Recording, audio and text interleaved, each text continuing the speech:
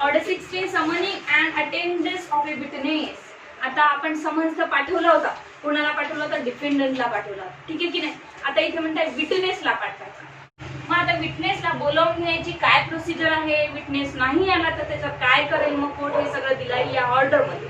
तर बघूया ऑर्डर काय म्हणते. 16 list of A witnesses and summons to witnesses. पहिले तर काय करायचं तुम्हाला, डिफेंडंटला किंवा प्लेंटिफला कोणाकोणाला तुमच्या केसमध्ये बोलवायचं आहे ते त्याची तुम्हाला लिस्ट द्यायची.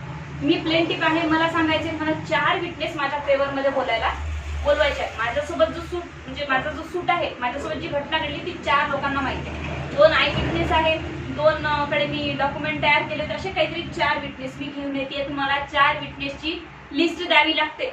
4 विटनेसचं प्रॉपर नावं द्यावे लागेल, त्यांचे ऍड्रेस द्यावे लागेल, ते कुठे राहतात काय नाही हे सगळं, ते काय करतात ही सगळी माहिती मला आता कोर्टाला द्यायची. तर बघा, list of a witness and summons to witnesses on or before such a date as the court may appoint and not later than 15 days after the date on which the issues are settled. आता पहिला जो summons होता आपल्याला डिफेंडंटला पाठवायचा, तो कधी पाठवायचा होता? आधीच पाठवायचा, आफ्टर द अपीअरन्स, ठीक आहे की नाही. आणि त्यांनी पण कधी यायचं होतं? इश्यू सेटल व्हायच्या आधीच यायचं होतं. कोणी? डिफेंडंट आल्याशी इश्यू सेटल होईल का?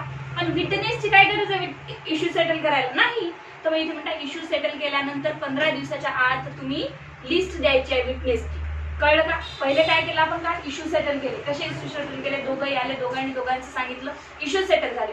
आता दोघे काय म्हणतात, समोरची प्रोसिजर सुरू करा, माझ्याकडे 4 विटनेस आहेत हे सगळं प्रूव्ह करायला, जे काही इश्यू काढले त्याच्यावर.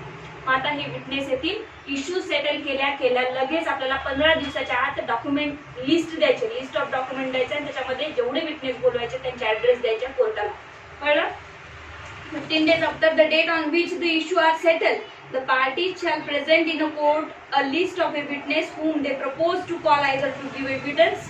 ठीक आहे, तुम्हाला ज्यांना बोलवायचं आहे विटनेस बॉक्स मध्ये एव्हिडन्स द्यायला, पुरावे द्यायला त्यांना, ऑर टू प्रोड्यूस डॉक्युमेंट, किंवा मग एखाद्या पार्टीला, एखाद्या विटनेसला तुम्हाला डॉक्युमेंट प्रोड्यूस करण्यासाठी बोलवायचं आहे.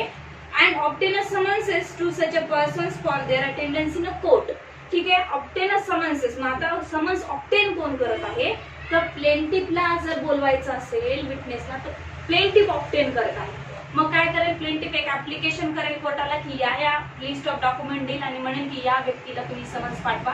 म्हणजे इथे प्लेंटिफ ऑब्टेन करत आहे समन्स, कोर्टाकडून घेत आहे. मग ते बेलिफनी पाठवा की मी पर्सनल जाऊन देईल कसा? ठीक आहे, ते इथे म्हटलं आहे की obtain summonses to person such a person for their attendance in a court. कशासाठी पाठवायचं समन्स? अटेंडन्ससाठी. ठीक आहे, कळलं हे?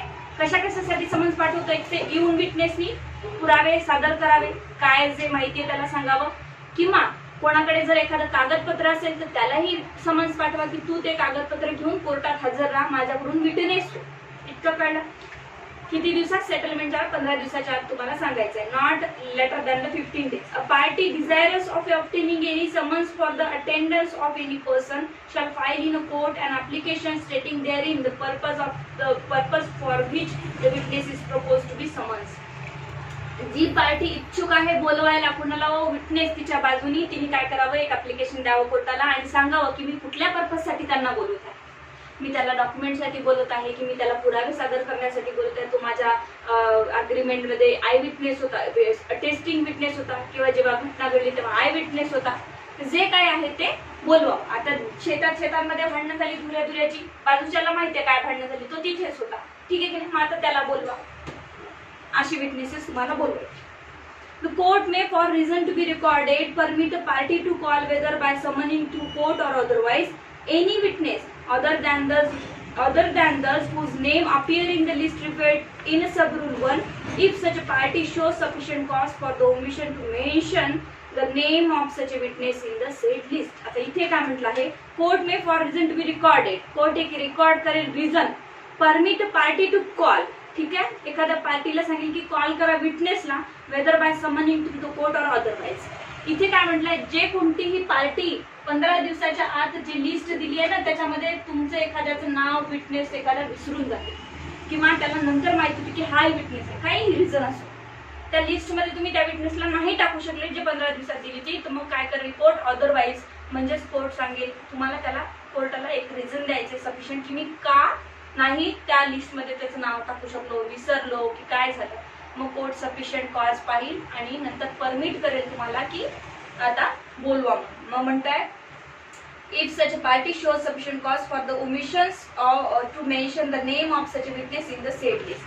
कोर्टाला तसं सॅटिस्फॅक्शन तुम्हाला द्यावं लागेल. कोर्ट परत तुम्हाला परमिशन देईल आणि त्याला समन्स पाठवेल.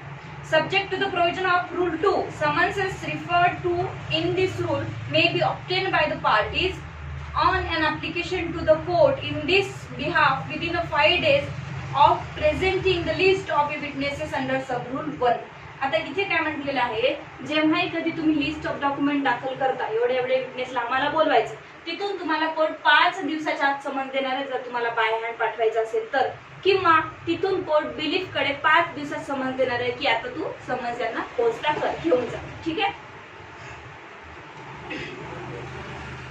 Rule 1A, production of a witness without a summons. मग आता अशी कधी वेळ येते की समन्स पाठवून बोलवला तर येत नाही तो, मग आता कोणाला लगेच सापडला तर तो लगेच त्याला घेऊन प्रोड्यूस करणार कोर्टामध्ये. आपण जॉली LLB2 पाहिला असेल पिक्चर, डायरेक्टली आणतात ते विटनेसला, पण तिथे सगळेजण ऑब्जेक्शन घेतात तरी कोर्ट काय हो परमिशन देतो. अशाच सिच्युएशन मध्ये तुम्हाला समन्स पाठवायची गरज नाही आहे, डायरेक्टली कधी विटनेसला तुम्ही आणू शकता. Subject to the provisions of sub-rule 3 of rule 1, subject to the provision of sub-rule 3 of 1. काय म्हणतोय 1 की 15 डेज आधी लिस्ट द्यायची आहे वगैरे ही प्रोसिजर तुम्हाला फॉलो करायची आहे. सब्जेक्ट टू म्हणजे त्यात काहीही म्हटलं असेल तरी इथे एक्सेप्शन आहे. Any party to the suit may without applying for the summons under rule 1 bring any witness to give evidence or to produce a document. ठीक आहे. कुठलाही विटनेसला तुम्ही डायरेक्टली डॉक्युमेंट प्रोड्यूस करण्यासाठी किंवा डायरेक्टली एव्हिडन्स देण्यासाठी कोर्टामध्ये अपियर करू शकता, पण तसे सफिशियंट कॉज पाहिजे. कधी कोणी घेऊन नाही जाऊ शकत. हे अमेंडमेंट करून टाकलेले. Rule 2, expenses of a witness to be paid in to court on applying for summons. बघा आता समन्स जर तुम्हाला कोणाला पाठवायचं असेल तर त्याचे पैसे तुम्हाला भरावे लागेल ना, जो कोणी म्हणतोय की याला समन्स पाठवा. The party applying for a summons shall, before the summons is granted and within a period to be fixed which shall not be later than 7 days from the date of a meeting application under sub-rule 4 of rule 1, pay into the court. काय म्हटलं आहे, जेव्हाही तुम्ही application कोर्टाला दाखल करता की या पार्टींना समन्स पाठवा, तिथून तुम्हाला किती दिवसाच्या आत, 7 दिवसाच्या आत पैसे सुद्धा पेड करायचे आहेत. ठीक आहे. A sum of money as appeared to the court to be sufficient to defray the travelling and other expenses of a person summoned in a passing to and from the court in which he required to attend and for 1 day's attendance. हे बघा fast जात असेल तर सांगा मला. ठीक आहे. इथे काय म्हटलंय कोर्टाने CPC की 7 दिवसाच्या आत तुम्ही पैसे पेड करायचे ज्या दिवशी तुम्ही ऍप्लिकेशन केलं, त्याच्यानंतर 7 दिवस टाइम आहे. ऍप्लिकेशन सोबतच द्यायची असतात खरं तर, पण नाही भरले तर 7 दिवसाच्या आत तुम्हाला द्यायचे. मग इथे म्हटलं आहे किती खर्च द्यायचा आहे. समोरच्या विटनेसला बोलवायचं तर तो कुठं राहतो तिथून कोर्टापर्यंत यायला त्याला ट्रॅव्हलिंगचा खर्च किती येईल तेवढा द्यायचा आहे, आणि मग तो येईल तर त्याचा कामधंदा तर सोडून येणार आहे तो एका दिवसाचा, तर तो जो काही एका दिवसापुरतं कमवत असेल तर तेवढा त्याला कमवण्याचा खर्च येईल. बिकॉज त्याला काही घेणं देणं नाही आहे, तो डिपेंडंट नाही आहे, तो विटनेस. आता कुठले विटनेस येणार तुमच्याकडे तर सेकंड रूल सब रूल 2 मध्ये म्हणता in determining the amount payable under this rule the court may in the case of any person summoned to give evidence as an expert allow a reasonable remuneration for the time occupied both in giving evidence and performing any work of the expert character necessary for the case. कुठलाही expert बोलवायचा आहे तो तुम्हाला, ठीक आहे की नाही. Expert handwriting कुणाची हे ओळखायचे, तर एक्सपर्टचा तर बिझनेसच असतो हँडरायटिंग वाला, तो काय बिना खर्च घेतला. 3 मध्ये स्केल ऑफ एक्सपेन्सेस. आता मग हे एक्सपेन्सेस कसे राहावे हे कोण डिसाइड करतं. Where the court is subordinate to the high court regard shall be had in fixing the scale of such expense to any rules made in that behalf. मग आता हे एक्सपेन्सेस खर्च किती द्यावे, कशा प्रकारे द्यावे हे हायकोर्ट ठरवतं. ठीक आहे. मग आता कोर्टाकडे जमा करावे की बाय हँड द्यावे की कंपल्सरी द्यावे, आता जसं आपण म्हणतो तसं प्रत्येक स्टेटचं हायकोर्ट वेगवेगळ्या प्रकारे ठरवत असतं. सबऑर्डिनेट कोर्टाला सांगतो कोर्ट हायकोर्ट. 4 मध्ये expenses to be directly paid to the witnesses. मग आता तुम्हाला जर म्हणायचं असेल की आकाश राजेला बोलायचं, चला जे मी तुझा खर्च देऊन टाकतो तुझ्या हातात, चल माझ्यासोबत, डायरेक्टली पेड केलेला आहे. Where the summons is served directly by the party on a witness, the expenses referred to in sub-rule 1 shall be paid to the witness by the party or his agent. ठीक आहे. 3 मध्ये tender of expenses to the witness. The sum so paid into the court shall be tendered to the person summoned at the time of the serving of the summons if it can be served personally. आता बघा, तुम्ही directly personally जर summons घेऊन गेले त्याच्याकडे witness कडे, तर तुम्ही तेव्हाच त्याला खर्चही देऊ शकता की बाबा तुझे 100 रुपये बसचे तिकीटचे तू येऊन जा. आता पुढे पुढे समन्स याच्यामध्ये समोर समोर एवढे दिले, या ऑर्डर मध्ये नाही, आपण समोर आहे की आता खर्च द्यावा किती. मग तो खर्च तर किती मागू शकतो. मला विमानाने यायचंय, मला 5 स्टार हॉटेलमध्ये राहायचं नाही, असं जमत नाही. हायकोर्ट ठरवतं या सगळ्या गोष्टी की नांदेड ते परभणी जायचं असेल तुम्हाला तर बसचा किती चार्जेस आहेत त्यानुसारच खर्च मिळतो. नाही तुम्ही 5 स्टार हॉटेलमध्ये जेवतो सर 3000 रुपये खर्च तुम्ही राईश करून घ्याल, मग कोर्ट काय म्हणेल नाही, तसं जमणार नाही. रिझनेबल जो काही खर्च आहे तेवढाच तुम्हाला खर्च भेटणार आहे, किती काहीही मागितलं भेटणार नाही. ठीक आहे. Rule 4 procedure well insufficient sum paid in. आता कोर्टाने तुम्हाला सांगितलं की विटनेसचा खर्च द्या, एवढा एवढा खर्च पेड करा तुम्ही कोर्टामध्ये, त्याला द्यायचा, पण तुम्ही पेड केला नाही किंवा मग इनसफिशियंट कमी पेड केला. where it appears to the court or to such officer as it appoints in this behalf that the sum paid into court is not sufficient to cover such expenses or reasonable remuneration. आता इथे काय म्हटलं आहे, जेवढा खर्च paid करायचा होता, जेवढा आवश्यक होता तेवढा केला नाही आहे. The court may direct such a further sum to be paid to the person summoned as appear to be necessary on that account. मग आता बाकीचा खर्च तुम्हाला कोर्ट पेड करायला सांगणार आहे. And in case of a default in a payment may order such a sum to be levied. बघा आता काय म्हटलं आहे, जर पुन्हाही तुम्ही कोर्टाने ऑर्डर दिल्यानंतर सुद्धा तुम्ही जर खर्च पेड केला नाही तर मग आता काय होईल, divide by attachment and sale of the movable property. तुमची मूवेबल प्रॉपर्टी जप्त करण्यात येईल. काय हो, प्लेंटिफनी बोलवलं तर विटनेसला, विटनेस आला 2-3 वेळा, खर्च आता प्लेंटिफ द्यायला तयार नाही आहे विटनेसचा, मग थोडाफार दिलाही थोडाफार राहिला, तर जेवढा तुम्ही खर्च दिला नाही आणि तुम्ही देतच नाही आहे कोर्ट ऑर्डर करूनही, तर आता प्लेंटिफची कुठलीही मूवेबल प्रॉपर्टी कोर्ट काय करणार आहे, अटॅच करणार आहे. ठीक आहे. Of the party obtaining the summons. कोणाची प्रॉपर्टी करणार आहे, ऑब्टेनिंग द समन्स. समन्स पाठवायला ऑब्टेन कोण होता, प्लेंटिफ होता. समन्स कोर्टाला कोणी काढून मागितला, प्लेंटिफनी, मग प्लेंटिफची प्रॉपर्टी अटॅच होईल.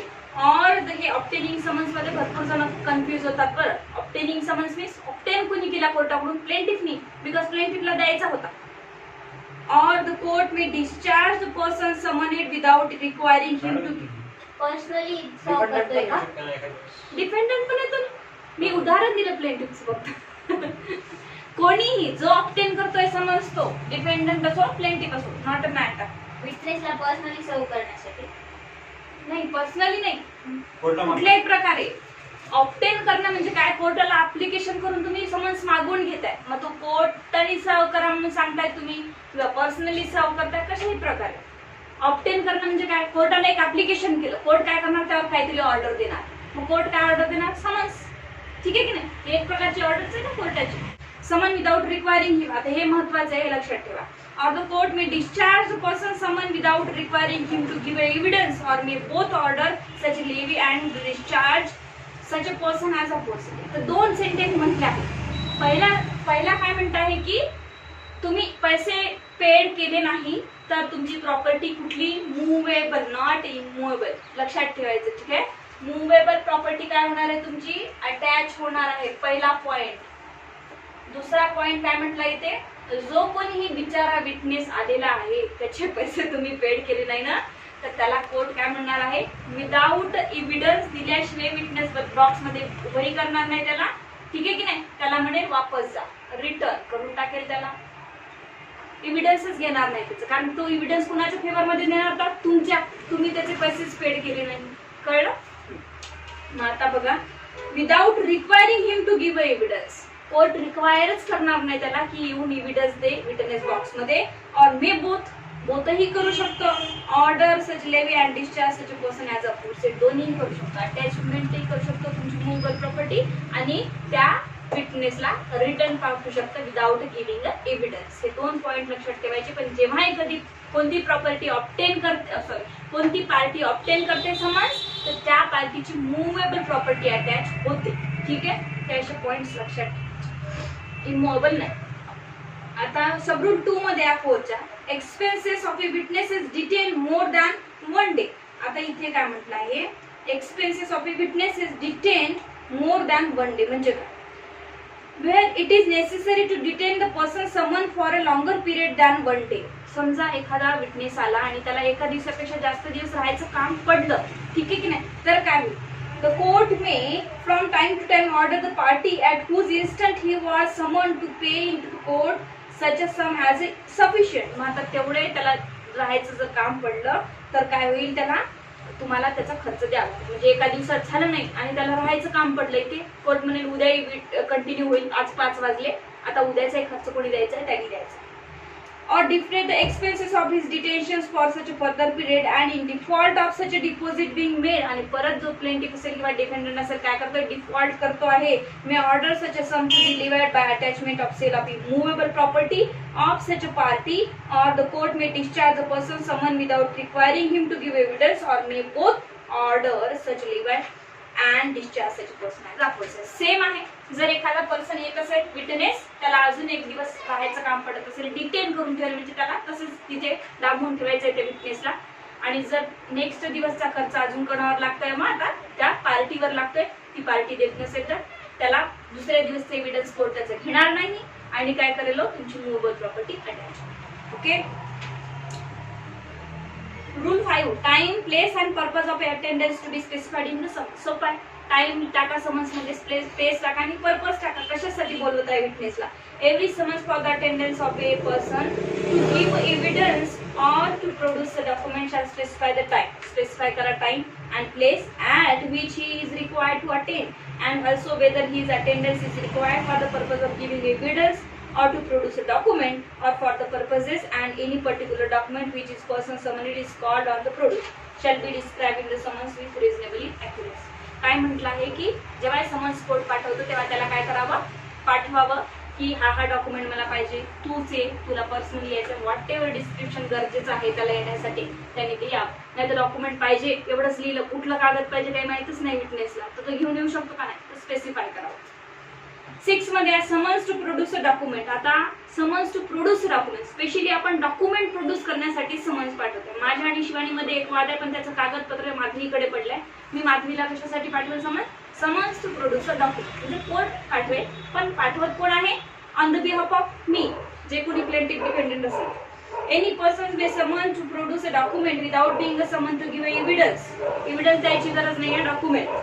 And any person summoned merely to produce a document shall be deemed to have complied with summons if he caused such a document to be produced instead of attending personally to produce the same.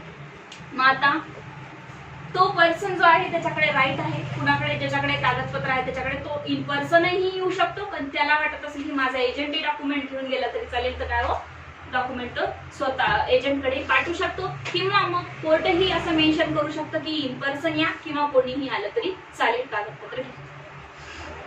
Rule 7, power to require a person present in a court to give evidence or produce a document. आता इथे काय म्हटलं आहे, कुठल्याही व्यक्तीला power to require person present in a court to give evidence or produce document. कुठल्याही पर्सनला require करत आहे कोर्ट कशासाठी, डॉक्युमेंट प्रोड्यूस करण्यासाठी आणि एव्हिडन्स देण्यासाठी. Any person present in a court may be required by the court to give evidence or to produce any document then and there is in possession of power. कुठल्याही, आता इथे काय म्हटलं आहे, witness प्लेंटिफनी may be टाकलं नसेल list मध्ये, डिफेंडंटनी टाकलं नसेल त्याचं नाव, पण मे बी कोर्टाला एंड टाइमवर कळलं किंवा मग एंड टाइमवर प्लेंटिफ डिपेंडंट सांगितलं की हा थर्ड पर्सन आहे कोणीतरी, त्याच्या पोझिशन मध्ये डॉक्युमेंट आहे, त्याला आपल्याला बोलवणं गरजेचं आहे, तर कोर्ट रिक्वायर करतं. म्हणजे ही कोर्टाची रिक्वायरमेंट आहे, त्याला बोलून घेतं किंवा त्याच्याकडे जे कागदपत्र आहे ते बोलून घेतं. ठीक आहे, जसं बँकेकडे महानगरपालिकेकडे काही कागदपत्र असतात. 7A, summons given to party for service. आता बघा, summons given to party for service, इथे काय म्हटलं आहे, प्लेंटिफ उदाहरण घेऊया, दोन्ही पण असू शकतात, प्लेंटिफ आणि डिपेंडंट. प्लेंटिफ आहे, प्लेंटिफला समन्स द्यायचा आहे डायरेक्टली बाय हँड, ठीक आहे की नाही, की घ्या आणि सर्व्हिस करा, म्हणून म्हटलंय summons given to party, dependent असो किंवा plaintiff, to for the service, service म्हणजे नेऊन देण्यासाठी. The court may on the application of any party, कुठल्याही पार्टीने जर अप्लिकेशन केलं, सर दिलीपच्या हाताने पाठवू नका, तो माझ्या घराजवळच राहतो, मीच देऊन टाकतो त्याला समन्स, तर काय होईल, कोर्ट देऊन टाकेल, ठीक आहे देऊन द्या. For the issue of the summons for the attendance of any person, permit such a party to effect service of such a summons on such a person and shall, in such a case, deliver the summons to the party for a service. Plaintiff डिफेंडंटच्या हातात court summons देऊन टाकेल आणि सांगेल की ठीक आहे देऊ शकता. त्याला बाय हँड बाय हमदस्त समन्स म्हणतात. ठीक आहे. Rule 2, sub-rule 2. The service of such a summons shall be effected by or on behalf of such a party by delivering or tendering to the witness personally, copy thereof signed by the judge or officer of the court as he may appoint in this behalf as sealed with the seal of the court. खूप सोपं आहे. जो काही summons पार्टीलाही देत आहे तुम्ही, असं नाही आहे त्याच्यावर की जजची साईन राहणार नाही किंवा पर्टिक्युलर ज्याच्याकडे समन्स प्रोव्हाइड करणार आहे त्याच्या ऑफिसरची साईन राहणार. जसा कोर्ट समन्स पाठवणार आहे त्याच फॉर्मॅट मध्ये समन्स राहील, त्याच सील मध्ये राहील, फक्त प्लेंटिफ नेऊन देणार आहे कोर्टाच्या बेलीफ ऐवजी. सब rule 3. The provisions of rule 16 and 80 of order 5 shall apply to the summons personally served under this rule as if the person affecting service were a serving officer. बघा आपण ऑर्डर 5 मध्ये समन्स पाहिलं होतं, त्याच्यामध्ये काय पाहिलं होतं या 18 आणि 16 मध्ये की जो कोणीही प्रायव्हेट पर्सनही समन्स घेऊन जात असेल तर त्यालाही कोर्टाचा ऑफिसर आहे असं समजल्या जाईल. ठीक आहे की नाही. त्याला तू जवळचा म्हणून जाग घेत नाही असं वगैरे नाही. त्याला अधिकार कशाचे कोर्टाने सांगितलं बिकॉज की घेऊन जा. ठीक आहे. If such a summons when tendered is refused, आता जो कोणी समन्स घेऊन गेला त्या समोरच्या माणसाने काय केला, रिफ्युज्ड केलं. Or if the person served refused to sign an acknowledgement of service for any reason such a summons cannot be served personally. किंवा तो जो व्यक्ती आहे विटनेस काय म्हणतो मी घेणार नाही, रिफ्यूज करतो service for any reason such a summons cannot be serve personally सर्व होऊ शकत नाही आहे, तो घेत नाही आहे. आणि एक्नॉलेजमेंट मतलब पोस्ट पावती जी दिली आहे कोर्टाने की याच्यावर सही करून आणा त्याला समन्स भेटले की नाही त्याच्यावर तो सहीही करत नाही आहे. द कोर्ट शाल, आता इथे शाल म्हटलंय, कोर्ट आता काय करेल, रागात आहे कोर्ट खूप ऑर्डर काढून टाकेल. कोर्ट मे म्हणतं ना तेव्हा कोर्ट विचार करतो, कोर्ट शाल म्हणतं तेव्हा कोर्ट रागात असतं. बस झालं म्हणतात त्याचं आपण ऑर्डर काढू. On the application of the party reissue such a summons, परत रिइश्यू ऑफ समन्स करेल. तुमच्याच्याने नाही घेत तो आम्ही ऑफिसर पाठवू, पोलीस पाठवू. To be served by the court in the same manner as the summons to the defendant. मग आता कोर्ट काय करेल ना मी पाठवतो. ठीक आहे. तर reissue of summons. Where Sub-rule 5, where a summons is served by a party under this rule, the party shall not be required to pay the fees otherwise chargeable for the service of a summons. जी party स्वतः summons घेऊन गेली आहे तिला कोर्टात खर्च द्यायची गरज नाही, बिकॉज ती तिच्या खर्चाने स्वतः जात. ठीक आहे. प्लेंटिफ म्हणतो सर मीच नेऊन देतो समन्स, मी असं त्या गावाला जातोच आहे, तर आता कोर्टात फीस पे करायची गरज आहे का नाही. तर समन्स जर पर्सनली सर्व करायचं असेल तर कोर्ट चार्जेस फीस पेड करायची गरज नाही. रूल 8, समन्स हाऊस सर्व. आता समन्स कसा सर्व करायचा ऑलरेडी आपण पाहिले कुठे ऑर्डर 5 मध्ये, तेच दिलेलं आहे इथे. Every summons under this order not being a summons delivered to a party for service under rule 7A. Rule 7A मध्ये सांगितलंय ना ते सोडून shall be served as nearly as may be in the same manner as summons to the defendant, and the rule in order 5 as to proof of a service shall apply in the case of summons served under this rule. ठीक आहे. Rule 9, time for serving the summons. आता time for serving the summons म्हणजे हे सुद्धा आपण order 5 मध्ये पाहिलं. काय पाहिलं होतं ऑर्डर 5 मध्ये की रिझनेबल टाइम मध्ये त्याला समन्स पाठवावा. प्लेंटिफ कडे समन्स देऊन टाकला, 10 तारीख होती जानेवारीची, आज किती तारीख आहे, आज 12 तारीख. आज 12 तारीख आहे. आजच्या दिवशी प्लेंटिफला बाय हँड समन्स कोर्टाने दिला की ठीक आहे 20 तारीख ठरवली आहे कोर्टाची इश्यूज फ्रेम करायला वगैरे काही कशाची असेल. आता याला द्याव कधी लागेल हो, त्याला 13ला दे, 14ला दे, 15 पर्यंत तरी दे, 16 पर्यंत दे. हा 20ला सकाळी लिहून देतो किंवा 21ला सकाळी, 19ला संध्याकाळी. हा रिझनेबल टाइम झाला का, त्याला वाचता वाचताच परेशानी. ठीक आहे की नाही. तो कसं जाईल एवढ्या अर्जंट, तर रिझनेबल टाइम मध्ये देऊन द्यायचा आहे. Service shall in all cases be made sufficient time before the time specified in the summons for the attendance of a person summoned. ज्या तारखेला तुम्हाला यायचं स्पेसिफाईड त्याच्या आधी तुम्हाला समन्स द्यायचा आहे. To allow him a reasonable time for preparation and for travelling to place at which his attendance is required. कारण त्यालाही प्रिपरेशन करायला टाइम मिळाला पाहिजे की ट्रॅव्हलिंग करायचं